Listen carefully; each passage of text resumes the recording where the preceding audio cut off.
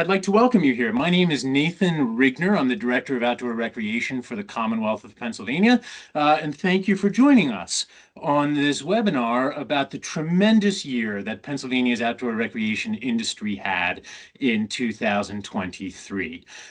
Before we get started with the program, I do want to note for you all that this webinar is being recorded. By continuing to participate in this webinar, you are consenting to be part of this recording, which we hope will be of lasting value to Pennsylvania's outdoor community over the coming years. And to help deliver that value, we're going to post this the webinar on DCNR's YouTube page, so you can access it and reference it in the future. Again, my name is Nathan Rigner. I'm the Director of Outdoor Recreation for the Commonwealth of Pennsylvania, and we have joining us here a very august panel of outdoor industry professionals and stakeholders, including Dave Pryor with Unpaved of the Susquehanna River Valley, Matt Smith and Christy Collin from Prevail Ventures, Jen Marsh from the Bedford County Development Association, and Silas Chamberlain with Firefly Outdoor Economics. We're going to get to each of those panelists in just a few minutes, but before we begin, I would like to share with you some background on this economic impact data that we'll be discussing, and some of the top line findings that we have for the Commonwealth within it. So let's jump in. First of all, you might ask, what is this outdoor industry that we're here to talk about today? Of whom is it made up? Well, we here in Pennsylvania, we talk about our outdoor industry being made up of the 3 Ps: producers, providers, and professionals. Producers are designers and manufacturers, distributors, retailers, and repairers of vehicles, equipment, gear, clothing, and nutrition. Our producers produce the stuff, the material of outdoor recreation. We have our providers in the outdoor industry. Our providers provide outdoor experiences. They're the businesses I think we most often think of when we think about our outdoor industry. They include our guides and our outfitters and our rental shops. And they include our campgrounds and our ski areas, events and festivals, all of the businesses out there that are providing training and education in outdoor recreation, and hospitality as it connects to the outdoor industry: food, beverage, lodging in outdoor recreation locations, and connected servicing outdoor recreationists. In addition to our producers and providers, we have our professionals working in outdoor recreation, and this might be the least visible segment of our outdoor industry. They include designers, planners, builders of outdoor infrastructure, maintainers of outdoor infrastructure, creative and technical professionals, all of our videographers and photographers, content creators, map makers, app designers, web developers, as well as consultants, accountants, attorneys, community capacity builders connected to outdoor recreation. And these elements of our outdoor industry, they all come together to create the industry as a whole, as an interconnected ecosystem. Now, if that's our outdoor industry, I want to share a little bit of background about this data that we're going to talk about. Typically, when you hear economic impact statistics for an industry, they are coming at that analysis from an industry-centric approach, looking at the economic productivity of an industry and chasing it as far out, as far as those ripples can go across the economy. And that's a good type of data to use if you're trying to advocate for an industry. There's another type of data out there that is economy-centric economic impact data that takes the economy as a whole, like a loaf of bread, slices it up, and attributes it to each sector of the economy that industry supports. sports. And that's the type of data we're going to be looking at today, economy-centric data. And we think that this data is important. It's especially important for decision-making and policy-related purposes. So, the data that we're going to be discussing comes from the U.S. Bureau of Economic Analysis, part of the Federal Department of Commerce, and it is called the Outdoor Recreation Satellite Account. I've got a screenshot of the web page here. It includes a link in the lower right-hand corner that'll be clickable for you in the follow-up presentation that we share with all registered participants. And this data has some really unique factors to it. One is that it's comprehensive. It looks across the entirety of the outdoor recreation industry. It is national. There is data available for every state. It is up to date.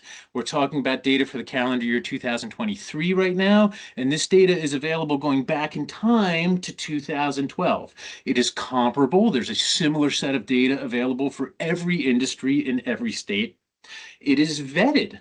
This data is put out by the government and vetted among a cadre of economists around the country.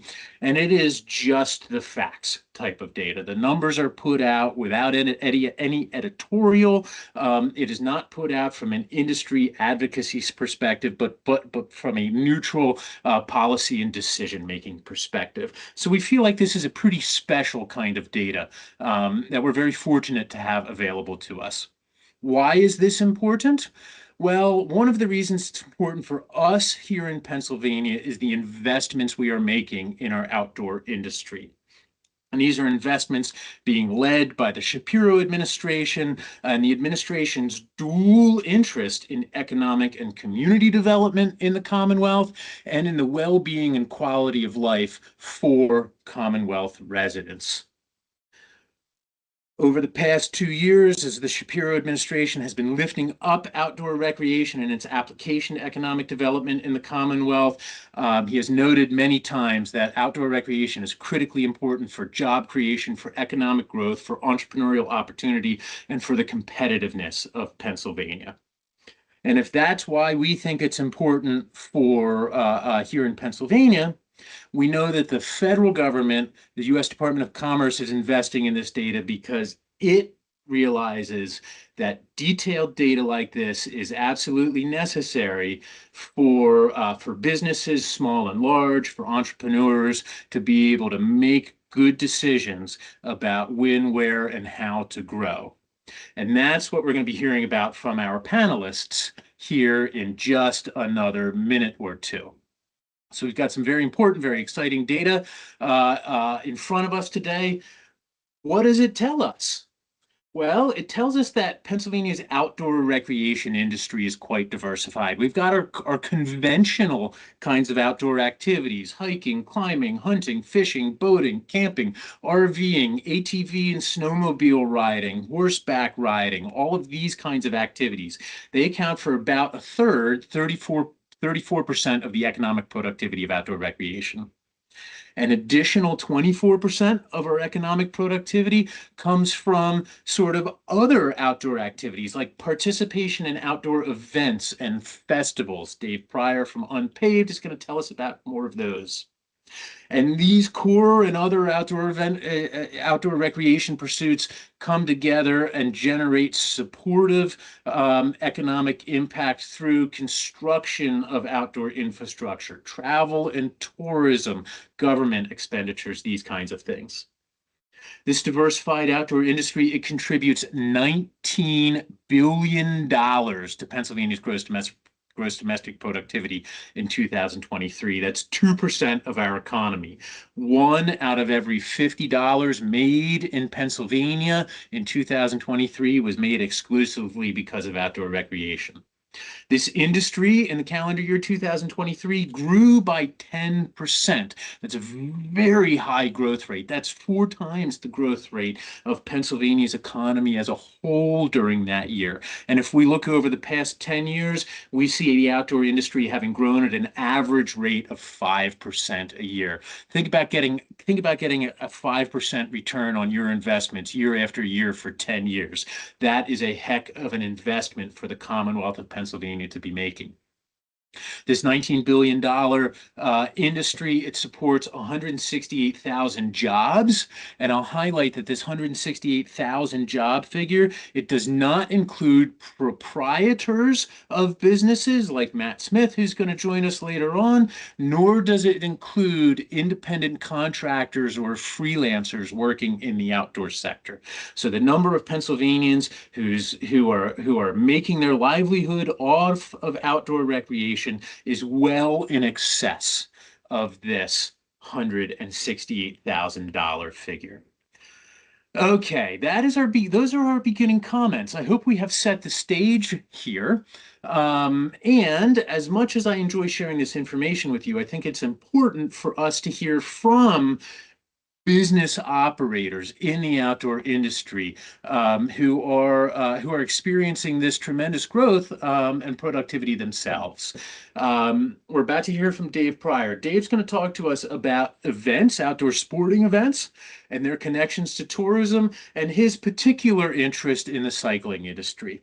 So our outdoor events are mountain bike races, ultra marathons, bass tournaments, hot air balloon festivals. These add $1 billion a year to Pennsylvania's economy. And a neat and interesting and impactful thing about that $1 billion is it is locally concentrated. These are events that have a direct and immediate impact on the economy of communities. 19% growth over the past year of that. Tourism related to outdoor recreation. So people who are traveling 50 miles or more to or into the Commonwealth of Pennsylvania contribute $5.4 billion to our gross domestic product. 1.3 billion of that is from lodging, overnight stays related to outdoor recreation. And many of these events and much of this tourism, certainly by no means all, but something for which we're a bit famous here in Pennsylvania is cycling. Our cycling industry in 2022 contributed over $250 million to our economy, and that industry has been growing an average of 10% a year over the past 10 years. So it's at this point that I'd like to welcome Dave Pryor to share some thoughts with us about unpaved. First of all, tell us what is unpaved at the Susquehanna River Valleys, and then how does your outdoor recreation event not only support your business but lead to benefits for other businesses in Pennsylvania? Sure. Thanks, Nathan. And again, thanks for pulling all of this together and what you're doing for Pennsylvania and It's a pleasure. sole proprietors like me. To give you a little bit of background about how Unpaved got started, back in 2013, I went out to Kansas to a great big gravel event that was out there. Had 1,000 people at it. And I was just blown away. And it was like, I felt like a rock star doing that event. And I came back and I started talking with Mike Kuhn, who a lot of you probably know. He's been putting on cycling events in Pennsylvania for decades. He's now the executive director of the high school mountain bike league, which is doing a bang up job helping grow cycling in PA. I came back to him and said, how do we put on one of these kind of big events in Pennsylvania? We have everything. We know we have the infrastructure. We know we have the people around. We know we have the gravel roads. How do we do one of these big events? He had a bunch of great ideas working with a tourism agency outside of the Susquehanna River Valley, the visitor bureau there. Also connections with DCNR and the Bald Eagle State Forest. He had been riding those roads since Bucknell grad. And we started working together. We worked on it for years. We wanted to go beyond a grassroots events, which we knew how to do. We wanted that challenge of putting on a great big hallmark event in the Northeast that we felt we desperately needed. And we made it happen. It took years of work, but we made it happen. We started with 600 participants in 2018. We got up to 800. We had a little bubble in 2020, but like everyone did, but we had an event and we had a safe one that no one got COVID from, but we learned a lot from it. And then we grew to 1,000 people. We're now a 1,000 participant event outside of Lewisburg in October. We've got international coverage. It's been named one of the top 10 gravel events in the United States. And My favorite thing about it is how the town has really rallied around this event. Once they saw what it could be and how it could draw people in, they got it immediately. The fall festival had this. They asked the morning after our first event, can we move our festival to your weekend so we can bring these two things together and really showcase what's great about our town, what's great about the region with these people who are coming in from all over the place. We have had people from almost every state in the country come in. We've had an estimated $2.3 million in visitor spending. We use the Bureau of Land Management's equation to figure that out because that math is really good for us. Highly recommend it. We've gotten repeat visitors. Other stats have said that cycling tourists, they stay 3 days longer per trip and spend about $240 more per trip than an average tourist. So the town really rallies around us. There's new bike shops that are opening. Um, all the restaurants and bars really love that we come in. They do special events for us on the Friday night before to extend the weekend beyond the Sunday ride. And we're really proud about all that.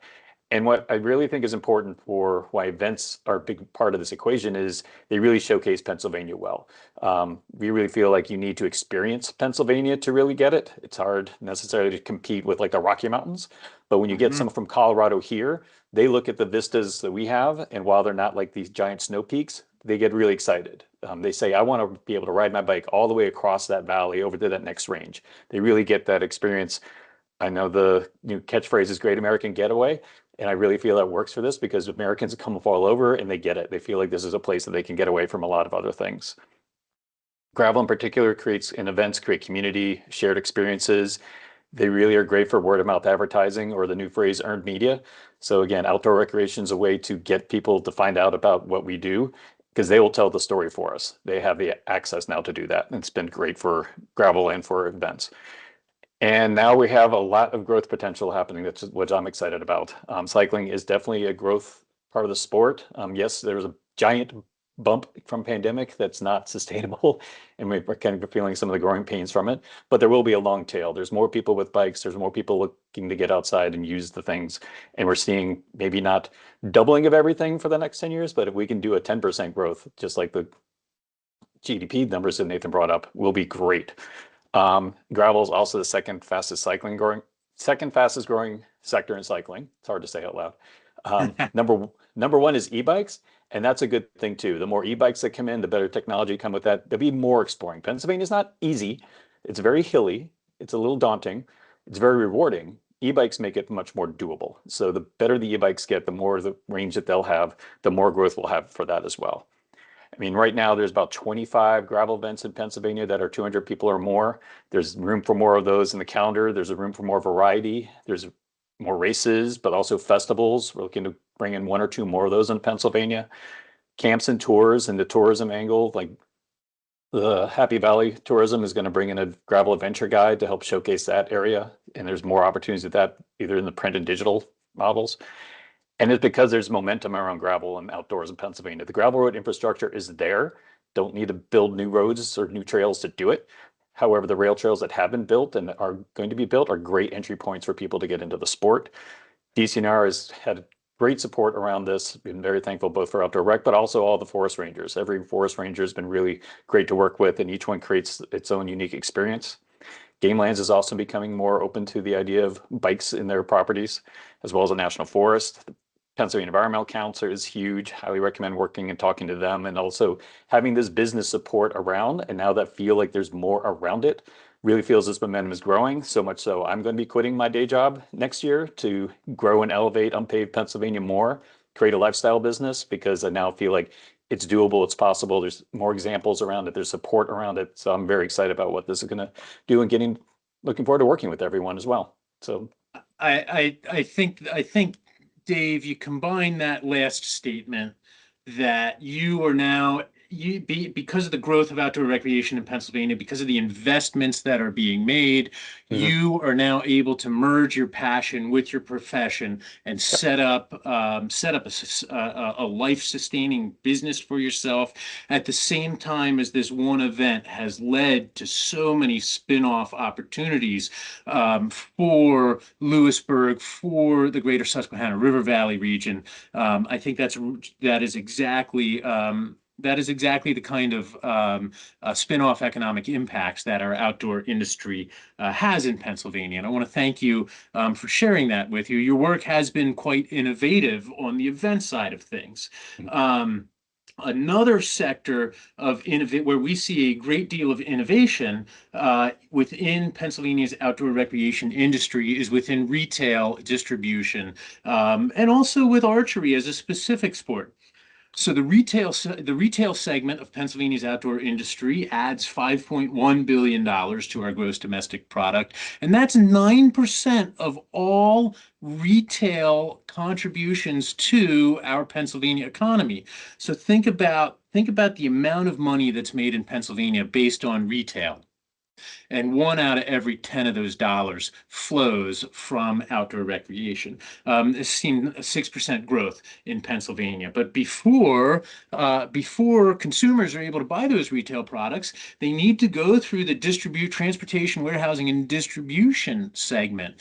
And one of the things that has surprised me in our work in the office over the past year is just how large and strong a outdoor distribution industry we have here in Pennsylvania. $3.4 billion contribution to our gross domestic product, and 8% job growth over the past year.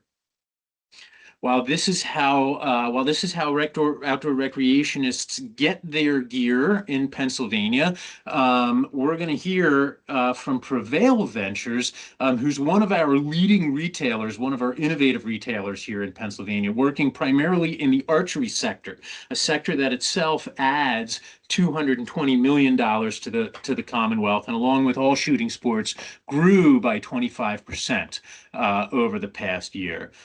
So with this, it's my pleasure to invite Matt Smith and Christy Collin to tell us about their work with Prevail Ventures and its brands. And I think we'd really like to hear a lot about how you're working with technology and software, with e-commerce, to build and grow brands that we can be proud of here in Pennsylvania. Absolutely. Well, Nathan and team, thanks for having us on this webinar. And just like David, we're greatly appreciative to be a part of this panel. So myself and Christy Collin lead Prevail Ventures. Our primary brand in the archery-centric space is Bowhunter Superstore, which was founded all the way back in 1975 and has evolved quite rapidly since then. And we are active participants personally and through our business, engaging in the archery community, serving with the Archery Trade Association as a board of director there, and actively engaged in the archery community as well as the bow hunting communities in many different forms and fashions. But it's a large part of our passion. It ultimately was the impetus at large as to why we became involved with this business. In Pennsylvania, what a great place to be for having an archery-centric business. And so I'll talk a little bit about what we do on e-commerce, and I'll let Christy share some of that as well. But from the Archery Trade Association's 2021 and 2022 season data for bow hunters, there were over 330,000 recorded in the state of Pennsylvania, which is the highest of all states across the country. So that's something that we certainly look to continue to grow and partner with those that are participating within the sport of bow hunting in the state of Pennsylvania. In addition to supporting the sport of bow hunting, we supply a lot of product in the recreational sector. We've seen strong growth across the state of Pennsylvania in the recreational side, from somebody who wants to just have a target in the backyard and shoot recreationally, to clubs and programs. And there's a lot of great archery retailers in addition to us in the state of Pennsylvania. So it's a large part of what we do is focus in technology, as Nathan had mentioned. And in what we do is, as an e-commerce retailer, we're focused on supplying archers and bow hunters across the country. Pennsylvania, as we are based in Pennsylvania, is near and dear to our hearts. We're more regionally engaged in the state of Pennsylvania, but we supply every state in the country. And our objective is to provide users with great customer care to be able to support the continued growth, and to answer questions that people may have, whether somebody is far down the path of their archery-centric or bow hunting experience and they're looking to upgrade their product, or they're looking to just get into the space. Like David, we saw significant growth during COVID, and we've seen continued growth in our sector as a result of continuing to advance not only our brand, but technology. So I'll speak to that at a high level about what we do. We have over 30,000 items that we offer in the archery and outdoor sector alone.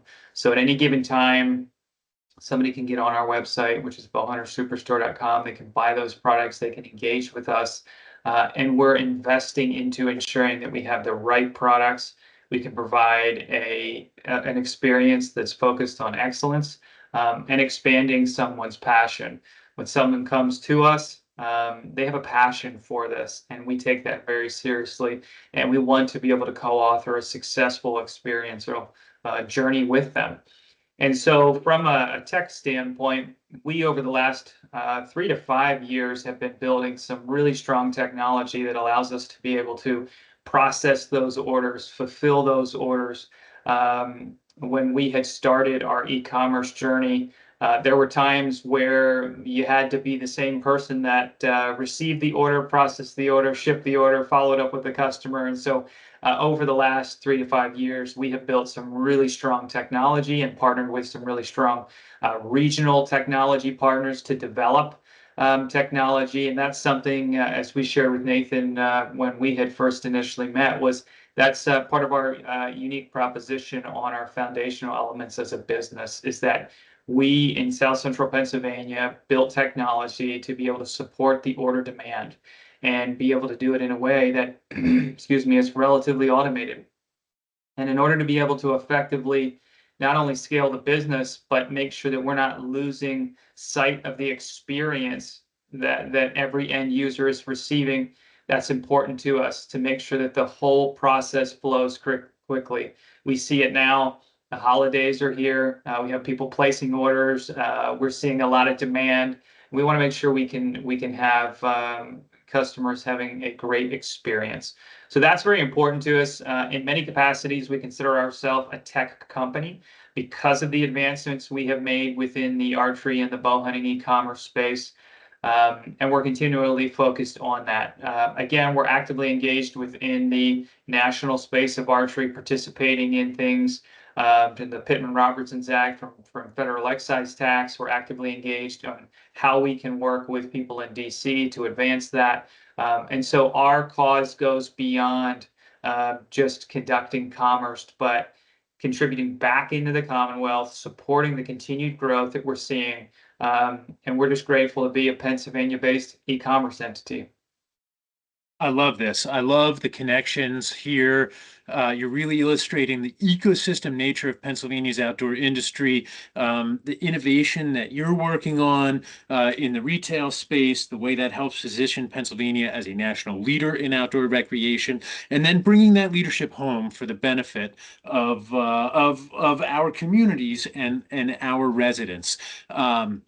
Our next speaker, Jen Marsh with the Bedford County Development Association, is one of these people who's trying to put on the ground in communities the benefits of the outdoor industry. Both Bedford as a community and as a county in Southwest Pennsylvania and the Southern Alleghenies is part of a region that is seeing the growth of their outdoor businesses combine and synergize to help deliver broad-based economic development such that it benefits not just those with businesses or working in the outdoor recreation sector, but benefits their communities as a whole, helps to retain their youth, helps to recruit workforce, helps to stimulate entrepreneurs of all types. And in working in Bedford, they're working collaboratively with their surrounding counties, Somerset, Cambria, Blair, to build a strong and thriving outdoor economy in the Southern Alleghenies region. Jen, will you please tell us a little bit about the diversity of outdoor businesses that exist in Greater Bedford and how they're coming together to help develop your economy here for the 21st century? Yes, yes. Nathan, thank you very much for the invitation. Happy to participate from the Alleghenies region. So talking about your three Ps, we have some noteworthy producers and providers, outdoor recreation related businesses. Our crown jewel is REI Distribution Center. They're a major employer for our county. REI was recruited here in 2006 in large part because our CEO, Betty Slayton, she slipped into the agenda on their site selection visit a hike around Shawnee State Park, and they knew right then and there that, you know, we got it, we get it. We also have the Organic Snack Company. You have Kate's Real Food Bars right there on the slide. They moved here in 2019 from out west.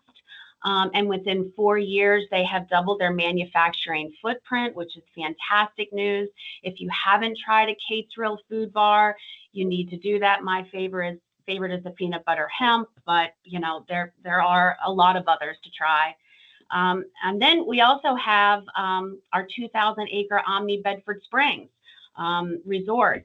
It's absolutely gorgeous. If you haven't been there, you need to come visit. And they report that their guests are asking for, and they are delivering on outdoor recreation activities. Guests are asking for it, and which is fantastic news. We also have campgrounds and glamping and skiing and 3 state parks. We have Fat Jimmy's and Juniata Trading, both providing outfitting services.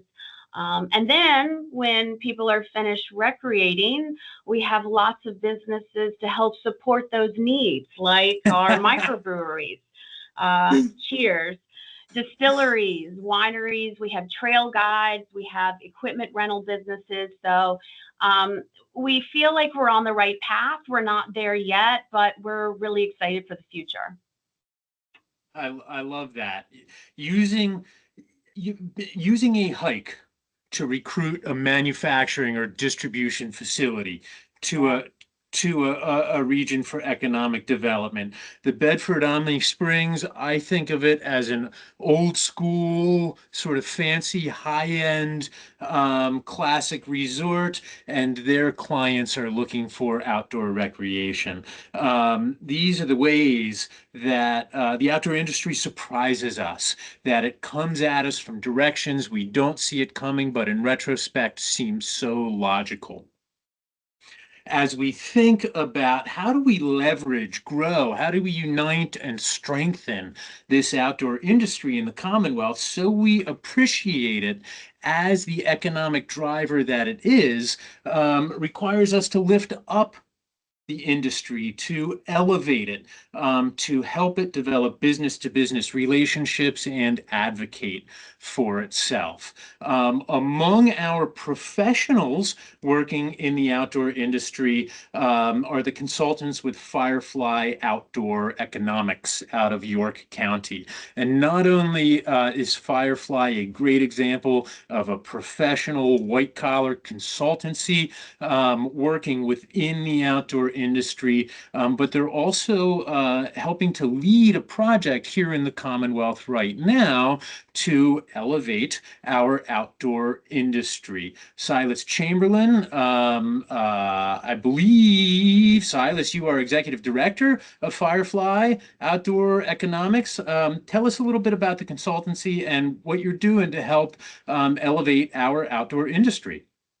Sure. Thanks, Nathan. And I got to start just by saying it's pretty amazing that a few years ago we weren't having these conversations in Pennsylvania, and here we are with 150 people, more than 150 people tuning in to learn about the economic impact of the sector. So kudos to you, Nathan, for all the work in the last couple of years and your team there at the Office of Outdoor Recreation in PA. Thank you. Thanks.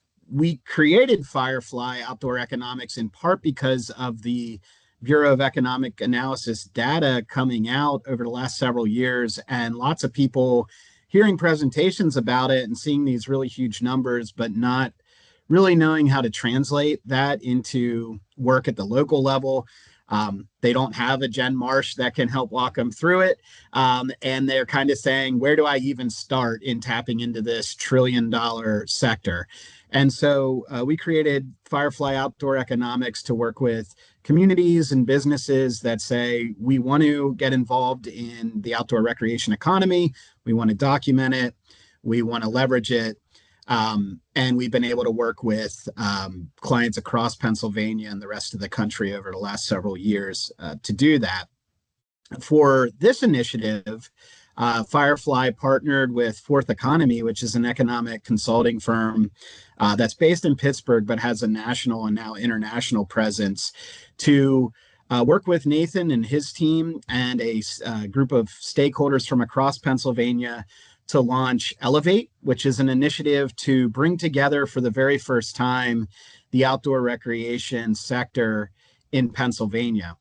And we know from past studies that when you start to look at the relationships between outdoor assets, our state parks, our forests, our game lands, the businesses that leverage them for their growth, the entities, the nonprofit organizations that hold them together, and invest back in these places, that we see a lot of silos. We haven't historically seen ourselves as one consistent sector or community. And so about a year ago, Nathan and Governor Shapiro announced the launch of this initiative to create what will become an outdoor business alliance for Pennsylvania. And so Fourth Economy and Firefly are working with this steering committee to analyze how other states convene and organize their outdoor sectors in meaningful ways. And that's takes a bunch of different forms depending on the state and depending on the nature of their outdoor economy.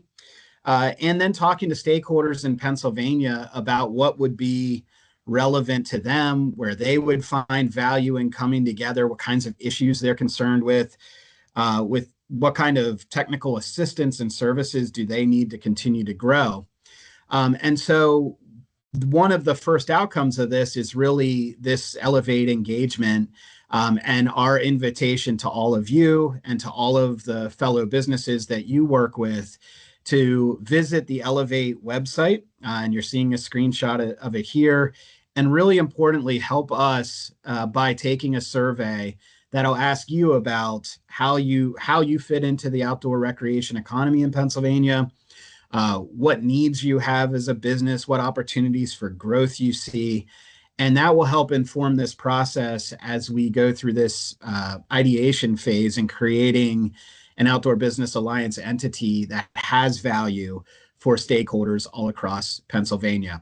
As you can imagine, that's a challenge because I'm sure some of you are sitting there right now thinking, how do I fit in? So I'll give you the caveat that you probably fit into this and you're probably part of the ecosystem. And so err on the side of taking this survey, sharing your thoughts, let us document, where you're at in the state and add that to the registry that we're already completing. So please err on the side of sharing this and completing it and taking an active part in it. And then the second ask is to not just visit the website, not just complete the survey, but make sure you share it through all your networks. And then stay tuned because as Nathan will likely share in conclusion here, there will be much more of Elevate coming in 2025, including taking our findings out on the road for regional meetings across Pennsylvania, similar to what Nathan and stakeholders did in the build up to the launch of the Office of Outdoor Recreation, so that we can meet regionally with businesses and business support organizations to talk through, here's what we heard in the survey, here's what we'd love to hear more of, and here's where we want to go in the future. So in the short term, check out Elevate. Please complete the survey. Please share it. And Firefly and Fourth Economy will look forward to working with Nathan and the whole steering committee to advance Elevate in 2025. Thank you very much, Silas. Thank you for highlighting the Elevate project. Thank you for the work you've been doing with us. It is gratifying to know, it is gratifying to hear that outdoor recreation and its role in economic development, its role supporting business and industry in Pennsylvania, really is emerging and being recognized. While we hope in the office we have played some role in that, it really is the team effort. While we've had over 150 folks on this call, each one of them have contributed, each one of you have contributed by being here and being enthusiastic. Following this webinar, we will be sending to all registered participants the video, the slides, links to the Elevate project and the BEA data itself. We're going to be looking for those survey responses to come in over the next month and a half. And then in the spring, in March, we'll see how what happens with the snow this winter. We are looking to be around the Commonwealth with 8 or 10 regional meetings, and by dint of having registered for us here, you will get information around those. What a whirlwind we've had in this conversation today. There have been 2 questions put in chat thus far. One question was about information related to job breakdowns across the industry in Pennsylvania. That data is available from BEA, and over the coming months, we're going to be rolling out infographics, business features, etc., in which we will be unpacking this data for you.